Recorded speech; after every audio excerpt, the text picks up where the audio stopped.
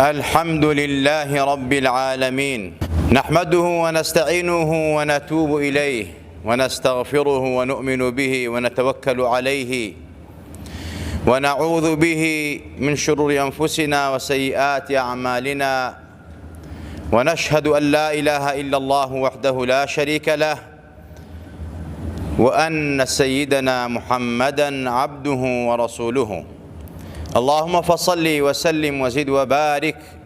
على منبع الأنوار سيدنا محمد الحبيب المختار وآله الأبرار وصحابته الأخيار، صلاة تحفظنا بها من شر الأشرار وكيد الفجار ومن فتن الليل والنهار. ئازیزان و خۆشەویستان، سەلامی خوای گەورەتان لەسەر بێ. لە مانگی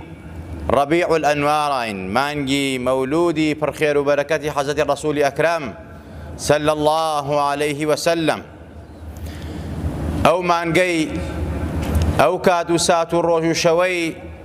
کە بوو بە ڕەحمەت بۆ جیهان، بە لەدایکبوونی دنیا بوو بە چراخان، بە لەدایکبوونی مرۆڤایەتی لە کۆت و زنجیر و ستەم و شەوەزەنگی کوفر و نەفامی و نەزانین ڕزگاریان بوو. هەزاران هەزار درود و سەڵات و سەلام لەسەر بێ یا ڕەسوول الله. لە گشت وڵاتێ بەندەی تۆ زۆرن، ئێمەش بەندەکەی کوردستانی تۆین، بەندە بەو مانایی کە خزمەتکاری پێغەمبەری خوا صلی الله علیه وسلم. وەک جەنابی مامۆسای مدەڕید ئەفەرمێت، لە هەموو وڵاتان فیداکار و عاشق و ئەوینداری ڕەسوولی ئەکرەم زۆرن، ئێمەش لە کوردستانە خزمەتکاری پێغەمبەرین صلی الله علیه وسلم. میلاد و لەدایکبوونی پێغەمبەری نازدار نور و خەیر و بەرەکەت بوو بۆ هەموو سەر ئەرز. نور بوو پێغەمبەری خوا صلی الله علیه وسلم، نەک بەس نورێکی معنەوی بێ و فەقەت، بەڵکو نورێکی حیسیش بوو. خوای تەبارەک وتەعالا بە نور خەڵقی کردبوو، خوای تەبارەک وتەعالا ئەو نورەی پێبەخشی بوو. هەر پێش لەدایکبوونی ڕەسوولی ئەکرەم صلی الله علیه وسلم، ئەوانەی کەوا هەڵگری نوتفەی پاکی پێغەمبەر بوون صلی الله علیه وسلم، لە باب و باپیران و ئاجداد و دایکەکان و نەنکەکانی پێغەمبەری خوا صلی الله علیه وسلم، پشت بە پشت سک بە سک ئەو نورە بەنێو چاوانیانەوە دیار بووە، تا گەشتۆ بە حەزەتی عەبدوڵڵا و حەزەتی ئامینەی دایکی سەلامی خوای گەورەیان لەسەر بێت. پرسیار لە پێغەمبەری خوا کرا، وقد سئل صلى الله عليه عن نفسه فقال أنا دعوة أبي إبراهيم وبشرى أخي عيسى ورأت أمي حين حملت بي أنه خرج منها نور أضاء لها قصور الشام واسترضعت في بني سعد بن بكر سيرة ابن هشام. پێغەمبەری خوا فەرمێ صلی الله عليه وسلم، من دوعاو وەڵامی دوعاکەی حەزەتی ئیبراهیم ئەبوول ئەنبیا بووم کە دوعای کرد کە خوا کەسێک بنێرێ لە ناو کەعبەتوڵڵا و جەزیرەی عەرەبە، خەڵکی فێری تەوحید بکە، یەکخواناسی بکە، خەڵکی لە شەوەزەنگی زوڵم و ستەم و ناڕەحەتی بگەڕێنەوە بۆ شەقامی ڕاست. من مژدەی حەزەتی عیسا بووم کە فەرمووی یأتی من بعد اسمه ئەحمەد، لە دوای من پێغەمبەرێک تێ ناوی ئەحمەدە، پێغەمبەری ئاخر زەمانە، خاتەم الئەنبیایە، دینەکەی ناسخی هەموو ئەدیانە. من مژدەی ئەو پێغەمبەرە نازدارە بووم. و هەروەها فەرمێت دایکم کاتێکەوە حەملی بە منەوە بوو، لەو کات و ساتانە چەندین جار نورێکی بینی، ئەو نورە قەسرەکانی شامی ڕوونەکردەوە. عولەما و زانایانە فەرموون ئاماژەیە بەوەی کەوا دەسەڵاتی ئەم پێغەمبەرە شەرق و غەرب ئەگرێ، ئەوەی کەوا دەسڵاتی ڕۆمانە، دەسڵاتی کیسرا و ساسانیەکانە و هەروە قەیسەرەکانە ئەکەوێتە ژێر دەستی ئەم پێغەمبەرە نازدارە. ئەو نورەی پێغەمبەری خوا کە دایکی بینیوێتی نوری پێغەمبەری خوا بووە صلی الله علیه وسلم. و هەروەها من شیریان پێدام لە هۆزی بەنی سەعدی بەنی بەکرە کە حەلیمەت و سەعدێ کە دایەنی پێغەمبەری خوا بوو صلی الله علیه وسلم. ابن رجب فەرمێت لە کاتی لەدایک بوونیە یا لە کاتی حەملی ئامینە کە چەند جار ئەو نورەی بینیوە قەسرەکانی شام و کیسرای ڕوون کردێتەوە. ئەمە ئاماژەیە بەوەی کەوا دەسەڵاتی ئەم پێغەمبەرە ئەگا بەو شوێنانە ئەو خەڵکە لە تاریکی شیرک و کوفر و نەفامی و کۆیلایەتی ڕزگارەکە بەرەو شەقامی ڕاست. وەخوای ئەفەرمێت قد جاءكم من الله نور وكتاب مبين لەلایەن خواوە هاتووە بۆ ئێوە نورێک کە پێغەمبەری نازدارە صلی الله عليه وسلم وكتاب مبين کە قورئانی پیرۆزە. وهروها خوا فەرمێت لە سورة أعراف 157 أفرمت فالذين آمنوا به وعزروه ونصروه واتبعوا النور الذي أنزل معه أولئك هم المفلحون. أصحابي پیغمبری خوا باس أصحابي پیغمبری خواکە ئەوانەی کە ئیمانن بە پێغەمبەر هێنا ئەوانەی عەزەڕوه و تەعزیمی پێغەمبەریان کرد و پێغەمبەریان بە گەورەزانی بە چاوی تەقدوری ڕێزەوە سەری پێغەمبەریان کرد صلی الله عليه وسلم پشتیوان و ناصری پێغەمبەری خوا بوون پشتیوانی دینەکەی بوون بانگخوازی دینەکەی پێغەمبەر بوون نەسەدی دینی پێغەمبەریاندا و شوێن ئەو نورەی کەوتن کەوا پێغەمبەری خوایە صلی الله عليه وسلم قورئانە لەگەڵیا ئەوانە سەرکەوتون أولئك هم المفلحون. جابويا علماء زانایانی ئێمە فەرموون پێغەمبەری خوا صلی الله عليه وسلم بەشەرێکی عادە و سادە و ساکار نەبووە کە خوا داوێتی بە بەشەریەت نورێکە و پارچە نورێک بووە وەک چۆن لە معنەویاتە نورە بە حیسی و لە عالەمی ظاهریشە هەر نور بووە پێغەمبەری خوا صلی الله عليه وسلم. یەهودیەکان ئەیان بینی لە کتابی خۆیانە بە حسابی ئەستێرەگەرایی خۆیان جادووی خۆیان کەهانەی خۆیان ئەیان زانی پێغەمبەرێکێت نورە و پێغەمبەرە سەر ئەدڕوونەکاتەوە زوڵم و ستەم لەژێر دەستیان نامێنێ حتا عەسانی کوڕی سابت کە ئەسحابێکی نازاری پێغەمبەری خوا و شاعیرەکەی پێغەمبەرە صلی الله عليه وسلم ئەفەرمێت إني لغلام يفعة ابن 7 سنين أو 8 من داڵێکی بچووکم تەمەنم 7 ساڵ بۆ 8 ساڵە بوو بەڵام أعقل كلما رأيت وسمعت بەڵام عقل و فامی ئەو مەبوو لە شتەکان تێگەشتم کە گوێم لە قسەکانە گرت فامم بوو تێگەشتم. ئەفەرمێت إذا يهودي بيثريب يصرغ ذات غداة ڕۆژە لە ڕۆژان یەهودیەکم بینی لەناو مەدینە و لەناو یەسریبە هاواریە کرد یا معشەڕە یەهود ئەی کۆمەڵگای یەهود و ئەی گەلی یەهود فاجتمعوا إليه وأنا أسمع قالوا ويلك ما لك وتی کۆ ببنەوە گوێم لێ بگرن هەمویان کۆبوونەوە لە چوار دەوری کابراش وتی طلع نجم أحمد الذي ولد به في هذه الليلة لە کتێبی دراینەوە بەی قیامەشەی پێکراوە ئەفەرمێت وتی ئاگادار بن ئەو نەجمە و ئەو نورەی ئەحمەد ئەم شەو لەدایک بوو وەیل و هاوار و نەکبەتی بۆ ئێوە کە بەتەمان لە ناو ئێوە بێتە وجود و ئەو پێغەمبەرەی لە ئێوە بێ بەڵام لە ئێوە نییە ئەو پێغەمبەرە. وسامەی کوڕی زەید ڕەزا و ڕەحمەتی خوای لەسەر بێ ئەفەرمێت لە زەیدی کوڕی عەمری نۆی فلم ئەفەرمێت قال لي حبر من أخبار الشام یەکێک لە حیبرەکان و عالمەکانی شامم بیست کە لە یەهودەکان و گاورەکان بوو وتی قد خرج في بلدك نبي أو خارج قد خرج نجمه فارجع فصدقه واتبعه. سيرة النبوية لابن هشام ئەفەرمێت گوێم لێ بوو لە یەکێک لە عالمە گاورەکان حیبری ئومەی خۆیان وتی لە شارەکەی خۆتان پێغەمبەرێک پەیدا بووە هاتووە ئەو پێغەمبەرە پێغەمبەری آخر زەمانە ئەستێرە و نورەکەی دەرکەوتووە کە گەڕایتەوە تەسدیقی بکە شوێنی بکەوە بەختەوەرە بی لە دنیا و لە قیامەتە. ئەنجا فەرمێت ئەهلی مەککە بە عالەمی ئاشکرا هەستیان بە ئەوەیە کردکەوە گۆڕانکاری ڕۆدا بە تایبەت لە ساڵی فیلە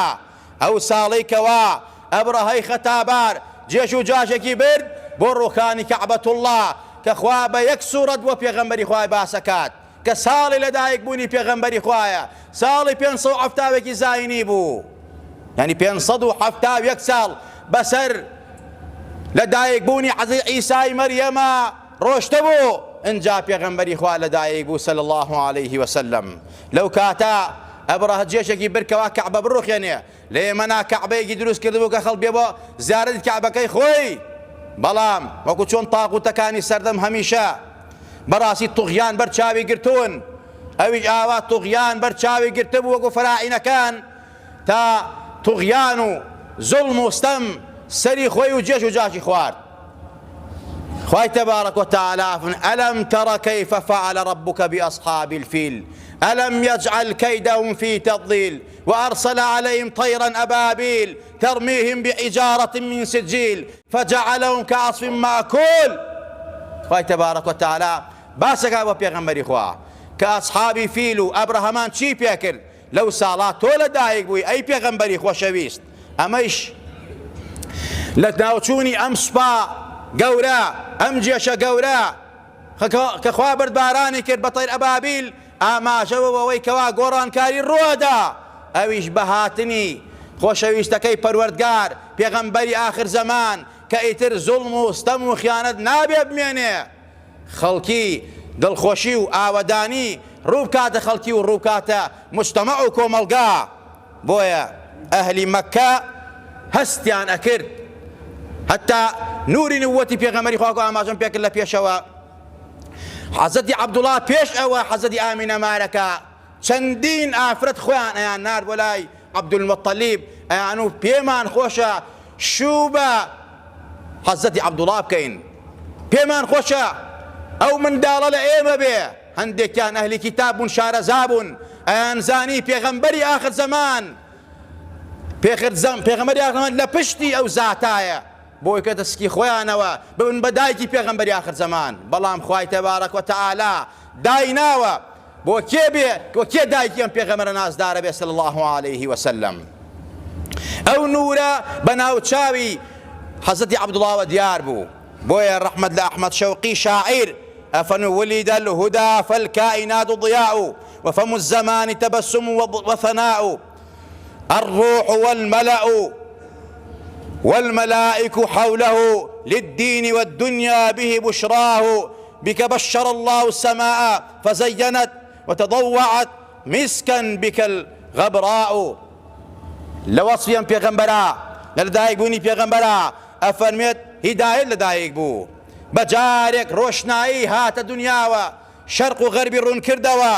زمان بيكنيني بوا كرد سناو ستايشي كرد ككسيك لدايق أبي ئەم کەسە مای خۆشحاڵی هەموو خەڵکیەکە مای ڕزگار کەری هەموویەتی ڕۆح و مەلایکە و هەروەها مەلە و ئەرز و ئاسمان مژدەیان بە یەکتریەدا بە لەدایکبوونی پێغەمبەری ئاخر زەمان صلی الله عليه وسلم. خوا ئەم مژدە و مزگەنەی دا بە ئەهلی سەما ئەوانی بڵاویانە کردەوە میسک و عەنبەر و بۆن و عەتر و گوڵاو بڵاوە بووە بە لەدایکبوونی پێغەمبەری نازدار صلی الله عليه وسلم. بۆیە خوای تەبارەک وتەعالا منەت ئەکا بەسەر ئومەتی پێغەمبەرە و بەسەر بەشەریەتە ئەفەرمێت خەڵکی ئێوە لە گومڕایا بوون لە نەزانی نابوون لە تاوان و مەعسیەتا ژیان ئێمە بە پێغەمبەری نازدار ئێوەمان ڕزگار کرد ئێوە منەتبارەکەین منەتی ئێمەیە بەسەر ئێوەیە هاتنی پێغەمبەر بۆ ئێوە ڕەحمەتەی ئێمەیە وما ئەرسەلناکە ئیلا ڕەحمەتەن للعالەمین. ئەفەرمێت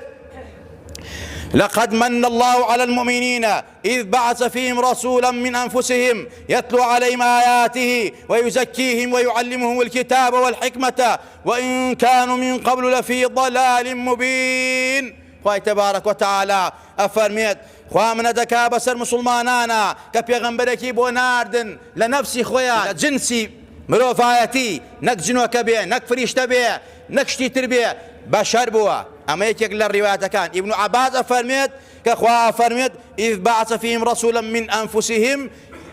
لە قیراتەکە من أنفسهم یعنی لە باشترینی بەشەریەت و باشترین عائیلە و باشترین باوک و دایک پێغەمبەرێکمان بۆ ناردن کە حەزەتی ڕەسوولی ئەکرەمە.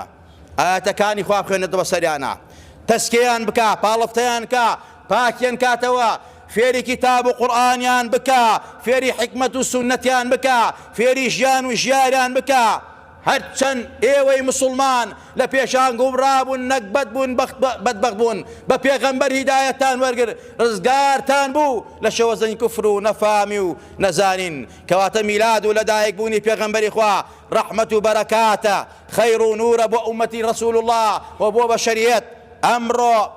بە شەریەت هەستەکە کە ئەو پێغەمبەرە چ زاتێک بووە، چ پیاوێک بووە، چ کەسێک بووە، نەکرد مسلمانان ئەم شایەدەی بۆ بدەن، بەڵکو فەیلسوفەکانی جیهان ئەوانەی کەوا لەسەر دینی مسلمانیش نین، ئیمانداریش نین، ئەڵێن ئەم پێغەمبەرە ئەگەر لەم کات و ساتا بوایە بە چەند لەحزەیەک دنیای ئەکردە ماسیمێیی لەبەر خاتری ئەوەی کەوا ئەم پێغەمبەرە پشتیوانێکی تەواوی لەگەڵایە، خاوەنی ئەدەب و ئەخلاق و ڕەوشتە، خاوەنی کەسایەتێکی زۆر گەورە بووە، عەبقەریەکی زۆر مهم بووە، ئەوان وا ناوی ئەبەن. بەڵام ئەم پێغەمبەرە خوا پشتیوانێتی، ئەم پێغەمبەرە خوا ناردوویەتی، ئەم پێغەمبەرە خوا بە نور و ڕەحمەت ناردوویەتی، نور و ڕەحمەتەکەیشی هێز و قووە نییە بربەست بێ لە بەردەمیا. ئەوە مسلمانانن ڕاست لەگەڵ دینەکەیان ناکەن، بۆیە ئەمڕۆ زەلیل و نەکبەت و بەدبەختن. ئەوە مسلمانانن دووریان لە دینەکەی گرتووە، بۆیە ئەمڕۆ بەڕاستی کافر زاڵە بەسەرمانە. ئەوە مسلمانانن ئەمڕۆ لە سونەتی پێغەمبەر لایەن داوە،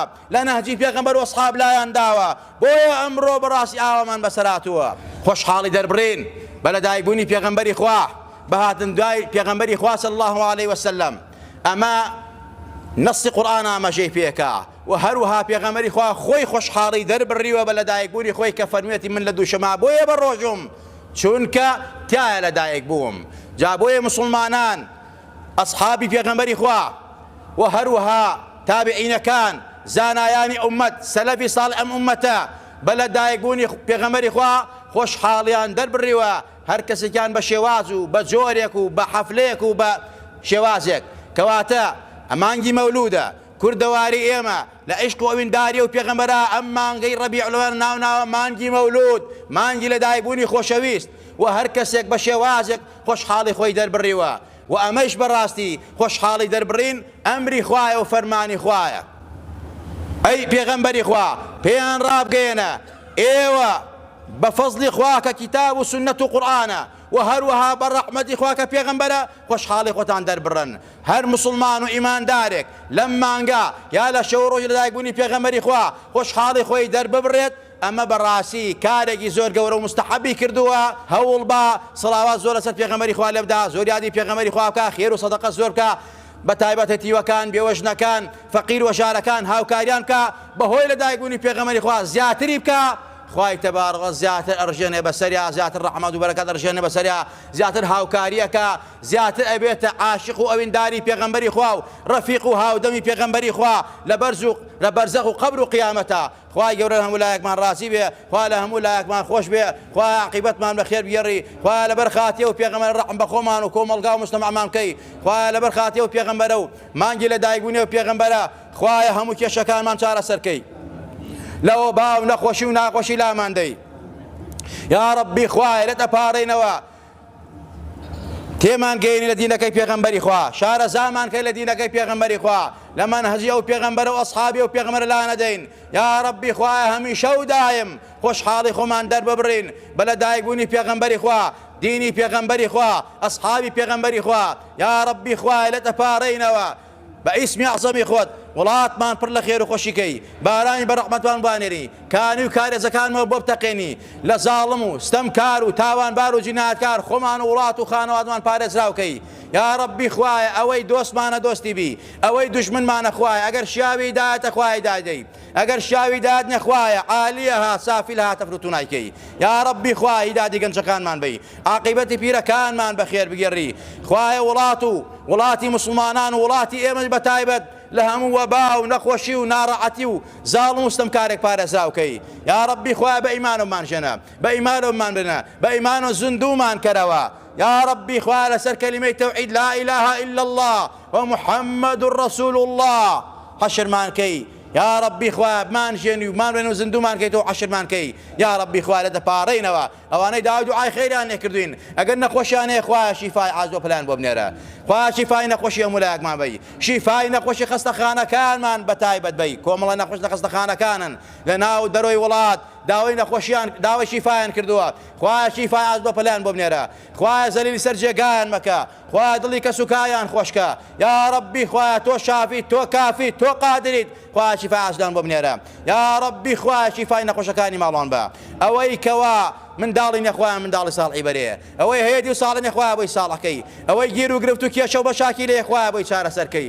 گیر و گرفت و مەشاکی لە مولایەکمان چارەسەرکەی کار بەدەستی وڵاتمان بۆ ساڵەکەی یا ربی خوا ئیمان و ئیسلام و ئەخلاق و ویجدانیان بەرێ ڕەحم و سۆز و بەزیان بەرە بەرابەر بە میلەتە یا ربی خوا ئەگەر دژمنی دین و ئەخلاق و خاک وڵات و نیشتیمانمانن یا ربی خوا ئەگەر شیاوی دادن خوای دادیاندا ئەگەر شیاوی دادنە خوایە عالیها سافی لا خوا تەبرتونانکەی یا ربی خوای ئەوەی زوڵممان لێکە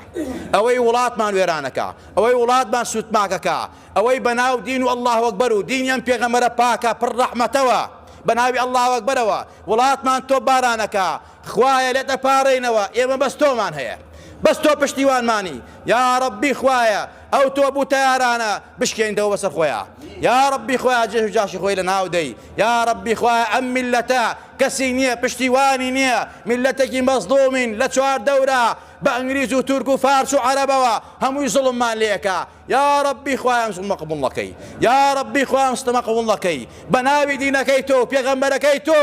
ئال و بەیتی پێغەمبەرەکەی تۆ وڵاتمان سوتماکرێت خوایە لیان قبوڵ نەکەی یا ربی خوایە ئەوەی لەم میلەتەیە دژی ئەم میلەتەیە بەناو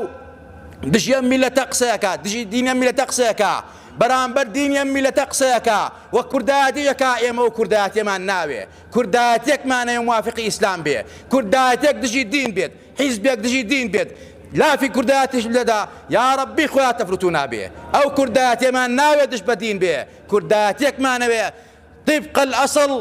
سنەتی پێغەمبەری خوا و قورئان و سنەت جێبەجێکە شەریعەتی خوا پشتگوێنە خوا كرداتك نابه أو كردات دش بدين وأخلاق ملة به آمين آمين. أقول قولي هذا وأستغفر الله لي ولكم ولسائر المسلمين. الحمد لله.